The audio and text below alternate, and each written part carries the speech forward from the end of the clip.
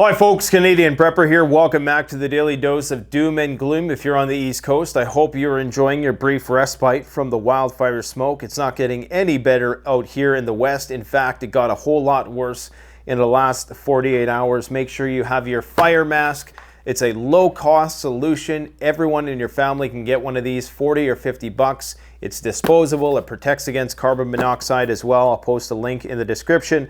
Before we talk about the World War III stuff, I also want to give people a quick overview of CBRN gas mask PAPR equipment. We've done many videos on this over the years, but now that the smoke is here, every time another major CBRN incident occurs, people come into the market. They don't know exactly what to look for. This is a standard NATO 40 millimeter gas mask. That means it takes 40 millimeter filters. That's pretty much what you want because that's the universal standard. You can get the other stuff by 3M, but those take more proprietary filter systems. You want the NATO 40 millimeter. This is the CM 6M from Mira. You can also get through Mestel. They also make very high quality stuff. Now this is connected to a PAPR. So you can take this air filter or this filter cartridge. This is a P3 HEPA filter. Filters out pretty much everything from smoke to various particles, biological and nuclear fallout. Will not filter out chemicals, okay? So it's not gonna work necessarily against tear gas or something like that. But you can plug that directly into here and the breathing will be more laborious. Now, if somebody is in one of these wildfire prone regions, like you have an elderly person or somebody with respiratory issues, you're gonna want a PAPR, okay? Now what this does is this acts almost like a lung, okay? It does the breathing for you. I turn it on and it makes wearing the gas mask very simple. If you're wearing a gas mask, your breathing is going to be restricted, and if you're not in good cardiovascular condition, it's very likely you're not going to make it too far, especially if you're carrying a substantial load. This is why I did that test a few years ago where I was running around the baseball diamonds with the gas mask to see just how long I could make it. You get all that gear on, especially if you're wearing a hazmat suit, it's going to be very hard for you to move for more than 10 minutes, much less actually be able to carry a bunch of gear or carry somebody who needs your assistance. So just make sure you know your gear and have all your bases covered in that respect. Now, in terms of the fires, yeah, I mean, they're raging out of control. One piece of disinformation I want to address right from the get-go. People are circulating these videos about how, you know, we're lighting the fires and all of this nonsense about how the Canadian government is planning, I don't know, using space lasers or drones or helicopters. A lot of people are referencing this video, okay? This is a video from BC Park Service, and they're showing you here the dropping of fire, okay? So what they do is they do these prescribed burns. So to prevent the fire from jumping across the highway, they burn parts in advance when a fire is coming. These guys are professionals, okay? They're used to fighting these fires. You can go find all this information on the net. There's a reason why they're doing what they're doing right here, and it's to try to create a fire break. So you got to be very careful with the information that you're finding online, because a lot of people are referencing this and saying, oh, look, they're starting the fires. It's arson. And indeed, there are many instances of arson or just human negligence, flicking a cigarette out a window. The problem is, in order for the fire to actually take root and spread, you need the proper conditions, and that's exactly what we have right now. We have a lot of dry, dead standing timber because of the beetle kill from here for the last 20 years. It's also drier than normal, and it's above average temperatures right now in a lot of these regions. So that's what's causing the fires, okay, for the most part. And a lot of these are so remote, you don't even have enough fuel in your helicopter in order to get there. That's how remote some of these places are. So just keep that in mind when you are scrolling through your feed. Now, let's talk about World War III. The photometer is at 83 today. Probably could be a little higher than that, but we're going to keep it conservative. Now, the war is in full swing right now. The counter-offensive apparently is in full swing.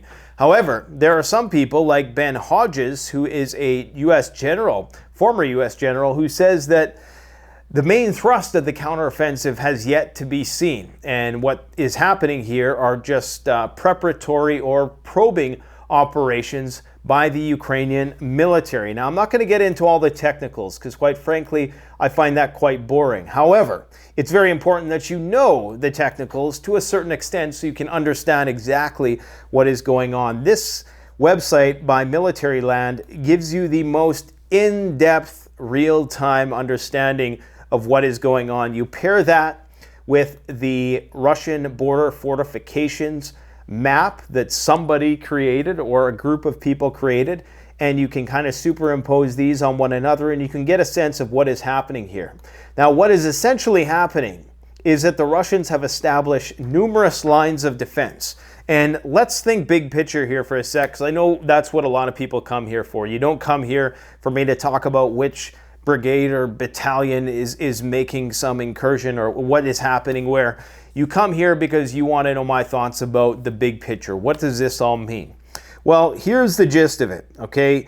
If Ukraine has a successful counteroffensive and they are able to cut off the land bridge to Crimea and then ultimately destroy the Kerch Bridge, this is when Russia does something drastic, okay? Now, if the Ukraine counteroffensive fails miserably, there's also rumors that that's when NATO decides to send in either troops or offer up security guarantees.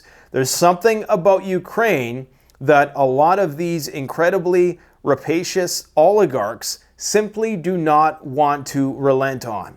Whether it's the $12 trillion worth of resource wealth, whether it's the strategy, the strategic utility of the land, having that buffer zone between Russia and the West, perhaps it has something to do with the global financial system and just economic contraction. Perhaps it has something with just simply bankrupting Russia in order to go in there and balkanize it. Whatever the case is, it appears as though they are dead set 100% committed on not giving up Ukraine. So we're in a situation right now. If the Ukrainian counteroffensive is successful, and this is just based on the research that I've been doing, the aggregation of data that I've been partaking in for the last God knows how long, it appears as though if it is successful, then Russia is going to be forced to mobilize once again. They're going to be forced to do a general full-scale mobilization. Some people think that this is an impossibility, but I'm not convinced that it's an impossibility yet. In fact, I'm not sure where some commentators' allegiances lie, truly lie, because you're getting a lot of these commentators who have been incredibly bullish on the Russian cause and the Russian military capability since the start of this offensive, yet they are persistingly wrong in their predictions about the superiority of the Russian military when it comes to Ukraine. Now, the converse is also true. I do think that if Ukraine is unable to make any successful headway, that it's quite possible that this is when NATO starts to contemplate putting troops on the ground in some capacity, whether they're not a part of NATO or what security guarantees actually translate into. Is that going to mean that they're going to put up a no-fly zone, which of course would be a massive exacerbation of the conflict, because once Ukraine gets the F-16s and the F-18s, the question is, where are these airplanes going to be launched from? If they're launching them from the airports of surrounding countries, then those become Russian targets. And Russia will target them, and then NATO will be forced to respond. Many have long since anticipated and suspected that Russia was in fact conserving its resources for the big fight against NATO. The question is, who is really bankrupting who? That is the question. Now, in the next 24 hours, guys, we have Air Defender 23 that is about to begin. This is going to be the largest exercise in NATO's history, and I believe it is kicking off in Germany. Now, today, what happened just outside of St. Petersburg, they were wrapping up the Arctic 23 exercise, which was a similar but smaller scale air exercise. And at the end of that exercise, a dozen US F-35s flew towards St. Petersburg, came very close to St. Petersburg, but then of course flew back. As noted by American Magazine, although Finland joined NATO only recently, the leadership of the alliance has already conducted one of the largest exercises in history. 150 NATO fighter jets were raised in the sky as part of Arctic Challenge 23. Now, the next exercise is going to dwarf that one in scale. The planes were moving from west to east towards the border of Russia and St. Petersburg and turned around only when they were a few kilometers into the airspace of the Russian Federation.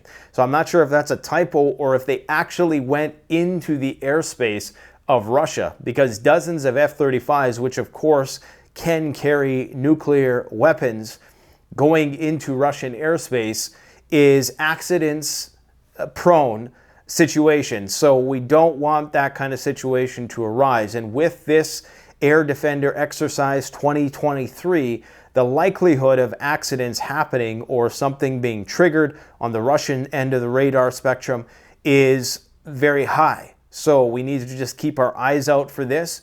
What exactly is the purpose of this? Is this to potentially kick off the actual war with the Russians? Is the counteroffensive just code for the war with Russia beginning? We know that the nuclear weapons are going to be sent to Belarus just 3 days ahead of the summit in Vilnius with all of the NATO chiefs of staff.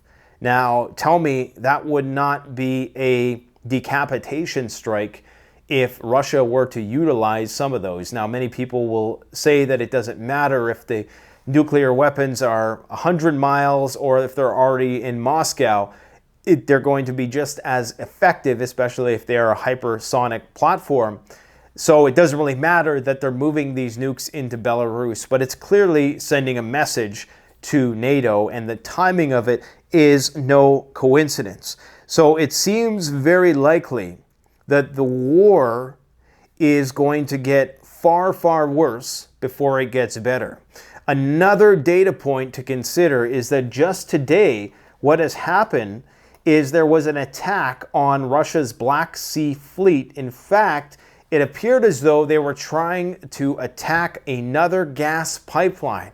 This is one that connects with Turkey. Russia and Turkey are going ahead on their gas pipeline deals. So Turkey is kind of the black sheep of NATO in that they continue to work with the Russians in order to be the gas hub for Europe. Turkey will likely reroute a lot of that gas back to those European countries who suspended other gas purchases from Russia for obvious reasons.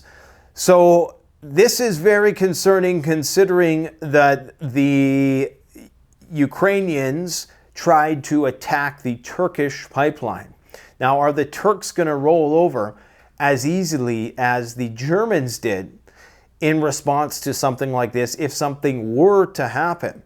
And the other thing here that people should take note of is the fact that it was an American RC Global Hawk that was surveilling the area, likely informing or possibly informing these naval drones as to where they need to go and what the operational security situation was when it happened. And as you can see here, it went pretty close to Sochi. Okay, it went pretty far into the Black Sea, which is common, but as you can see, they try to stay in this region here. They try not to go too far, too close to the Russian border, which is right here.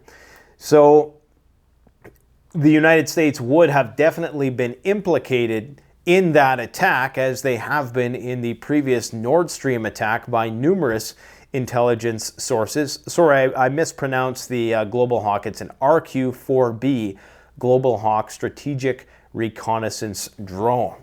And those strikes against the pipeline were unsuccessful. Okay? Now, in terms of what's going on the front here, essentially what the Ukrainians are trying to do This is a Russian fortification map. Shows you all the fortifications throughout the Russian-held territory within Ukraine. And a lot of these fortifications are concentrated in this region because it has been anticipated by the Russians that the Ukrainians are going to try to break through to this Tokmek, I'm not sure how you pronounce it, then possibly to Melitopol, cut off the Crimean Peninsula from the land bridge, which, you know, they can funnel supplies this way to get into Crimea. And then once they're here, once they've taken over Mariupol and taken all that back, then they can, you know, destroy the Crimean bridge, and that's the end of that. How long it would take them to do such a thing is unknown. But according to Ben Hodges, up here in Dnipro, there's approximately 15 to 20 brigades just waiting to be deployed.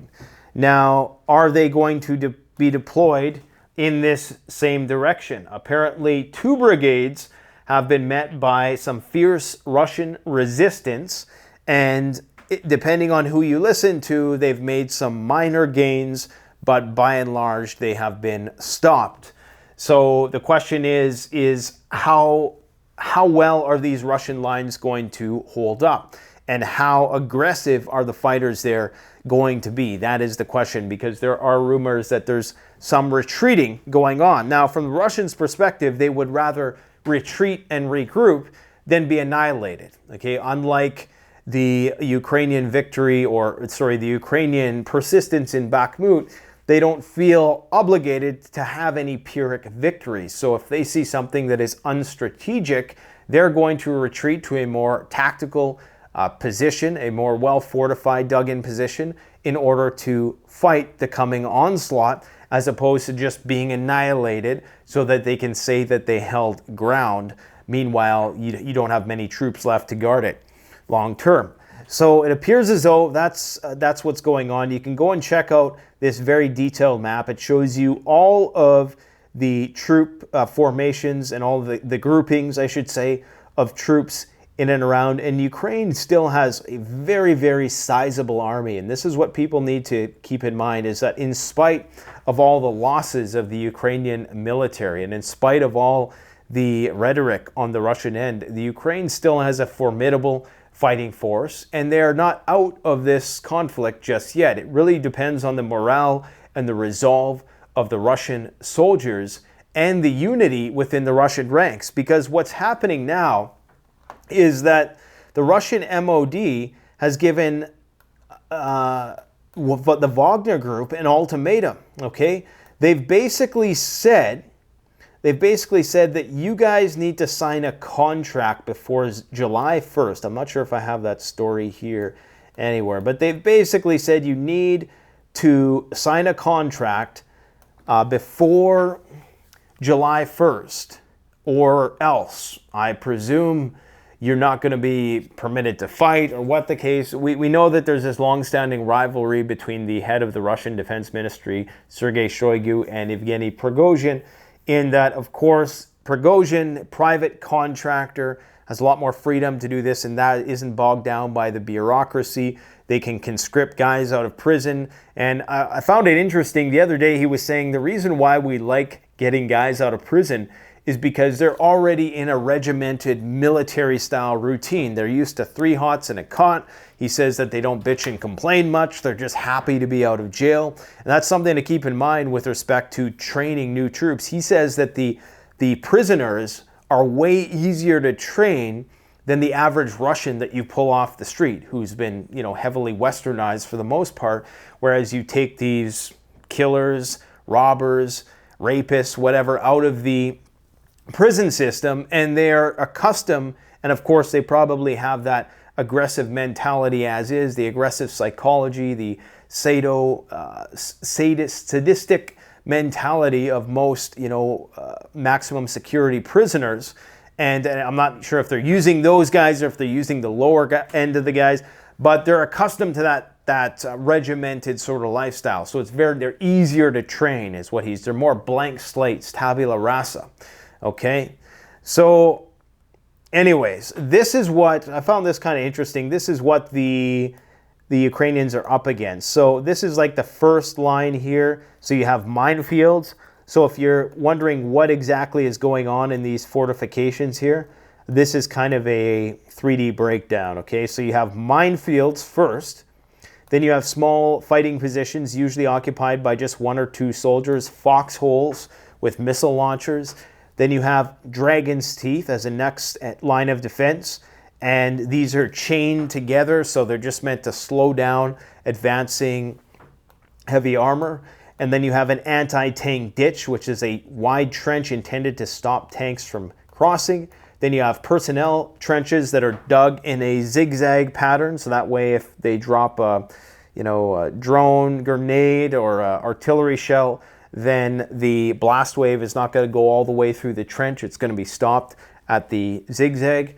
And then behind that, you have artillery pieces and then whatever else behind that, okay? So that's kind of interesting, and this is exactly how it looks here. This is a satellite view of what the Russian fortifications look like. So that's what's happening in the next few weeks ahead. But U.S. General Ben Hodges says APU has not launched a counteroffensive yet.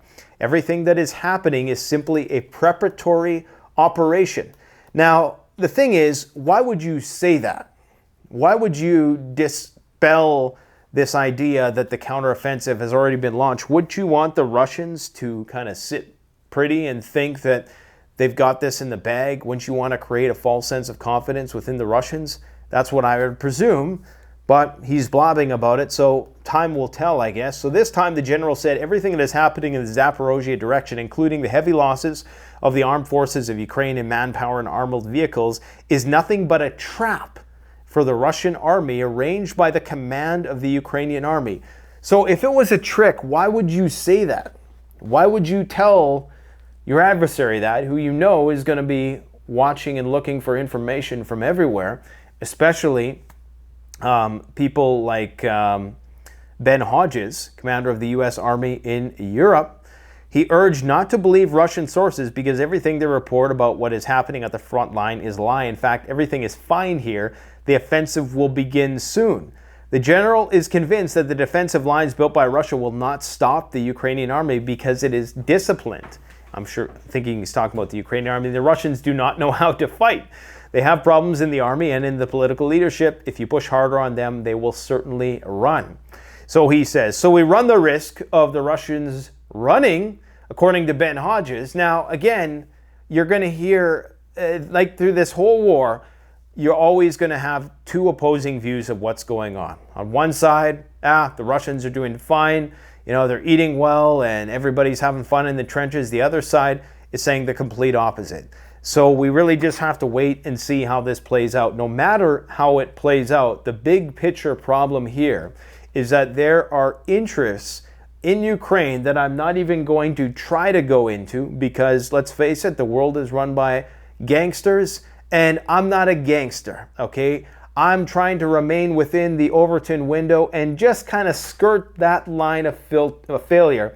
But we all know that there's some dirty deeds that have went down in Ukraine. And I'm not even going to begin to list off what, but I'm sure there's some Epstein scale stuff that has went on there. And this is not counting the $12.4 trillion worth of resources. We're talking about coal, oil, gas, lithium deposits, and not counting the richest, most fertile soil in the world. Ukraine is a major, major prize, okay? And not counting that, if they can push the Russians out of Ukraine, if they can force the capitulation of Putin's regime, then there's a chance that they can get their hands on Russia as well, which is what they think.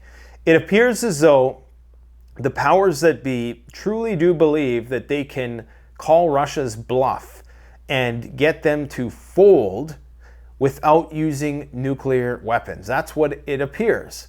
And this fight, for all intents and purposes, appears to be existential for Western fiscal hegemony.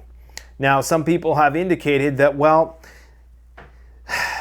the Russian economy is doing well relative to the rest of Europe right now. The United States dollar, stands to gain if Europe's currency drops, because the euro is the next best thing in terms of global reserve currencies. The US dollar competes with the euro.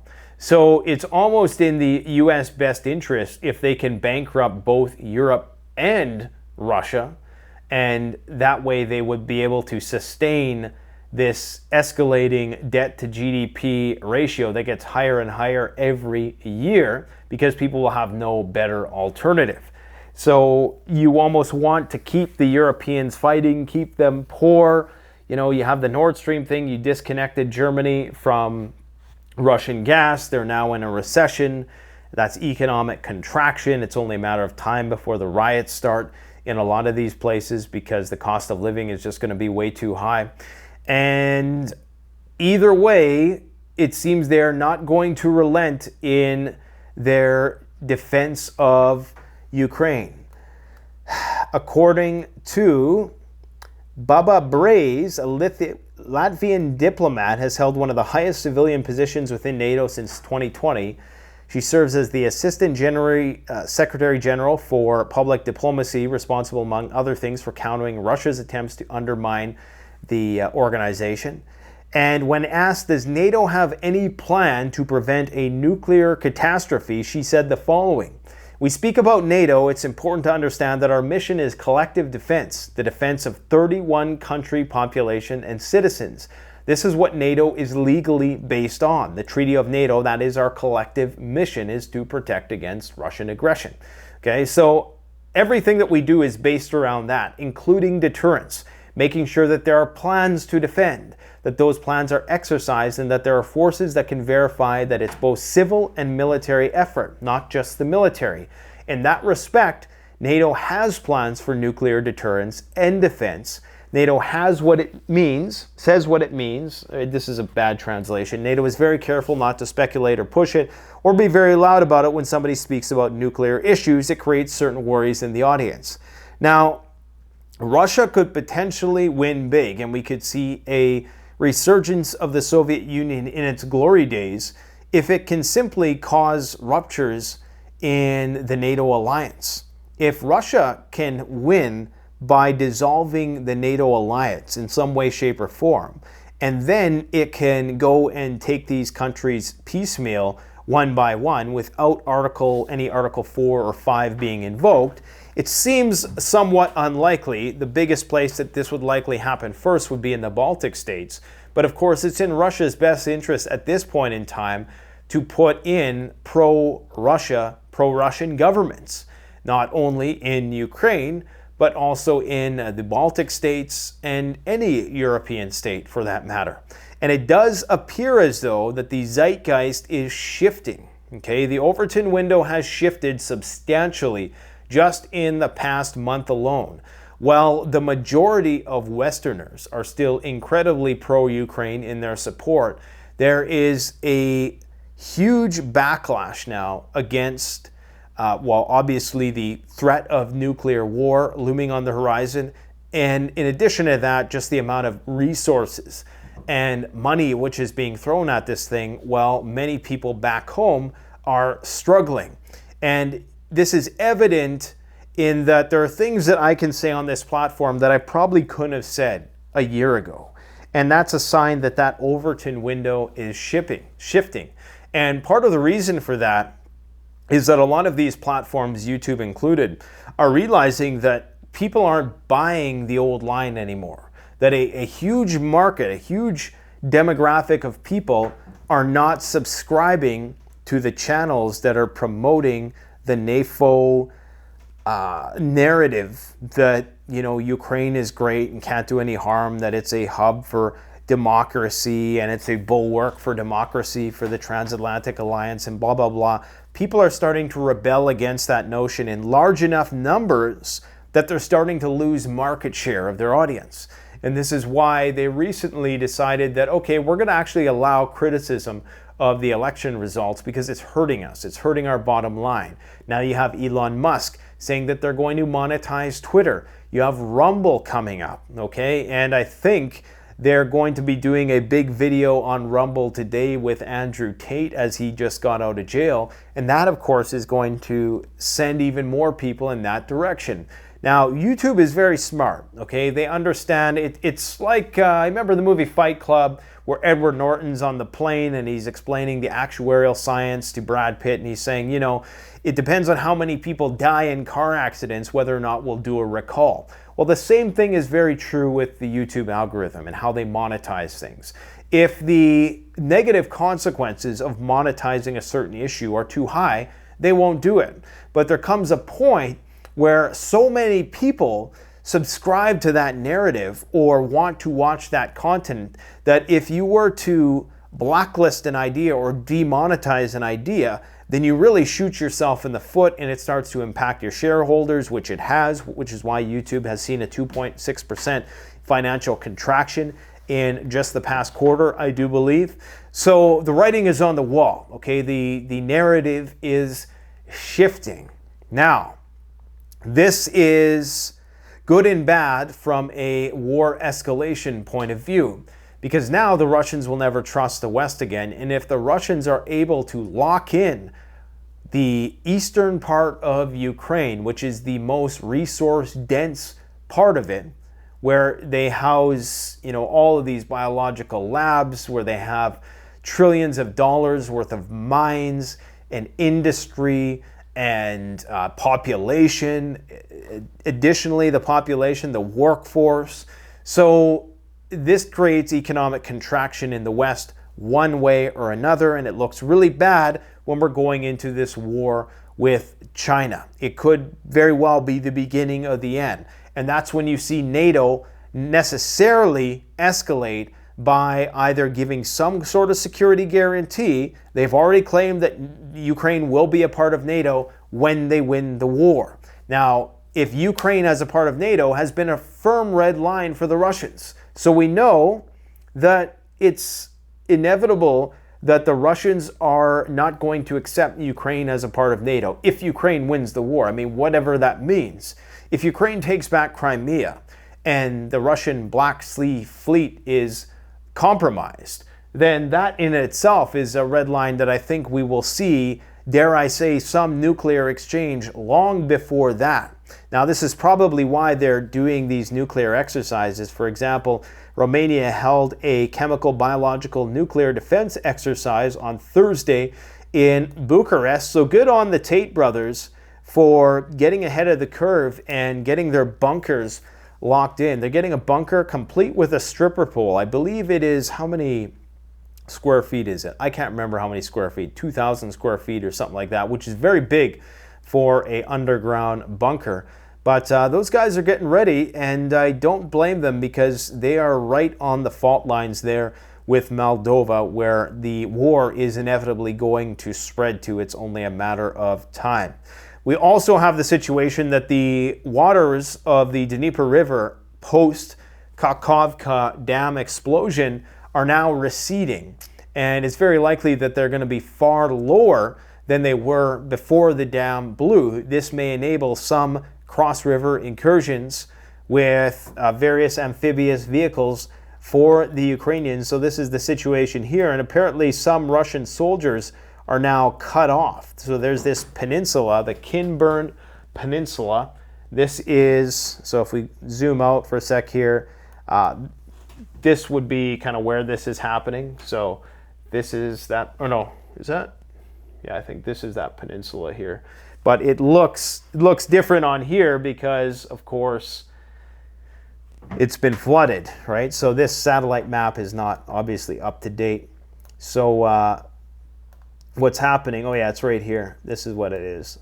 So the Russians have forces right here, and this is flooded over. So the Ukrainians could potentially attack this way, and the Russians couldn't be reinforced. But who knows if they're going to use their precious manpower that they have left to do that. The Crimean canals are already drying up. They're already rationing stuff there. So, and China just did a big incursion into the Taiwanese airspace. So this is that information here just bouncing around.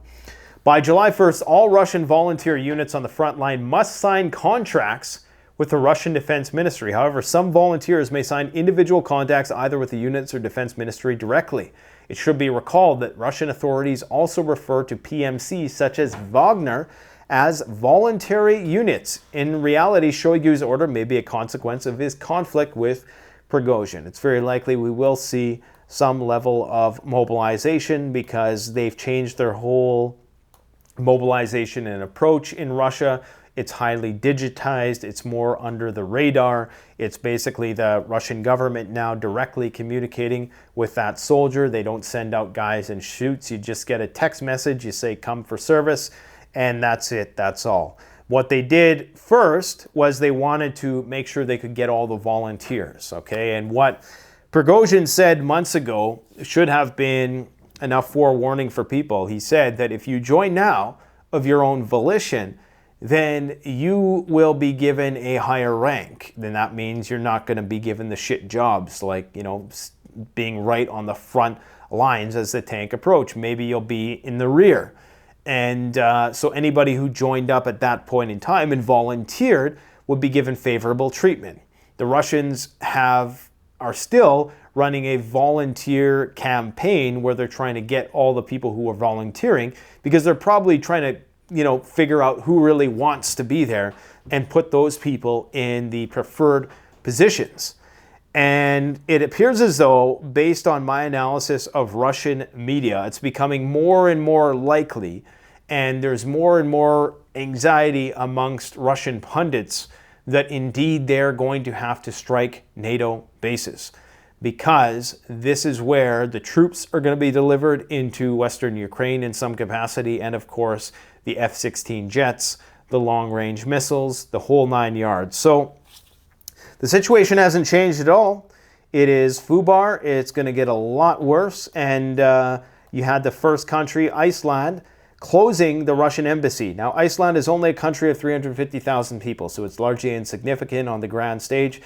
Not saying anything against Icelandic people, it's just a fact. Your country is too small to matter that much in the grand scheme of things in terms of relationships with Russia. But what this means is that this may be the first in a string of countries who start to close down embassies in Russia, and that's when things get really, really scary, because that's really the last preventative barrier in place to de-escalate the situation, okay? And some of you guys will be happy that you won't have to talk about George Soros anymore. It looks like he's passing on his empire to Alex Soros.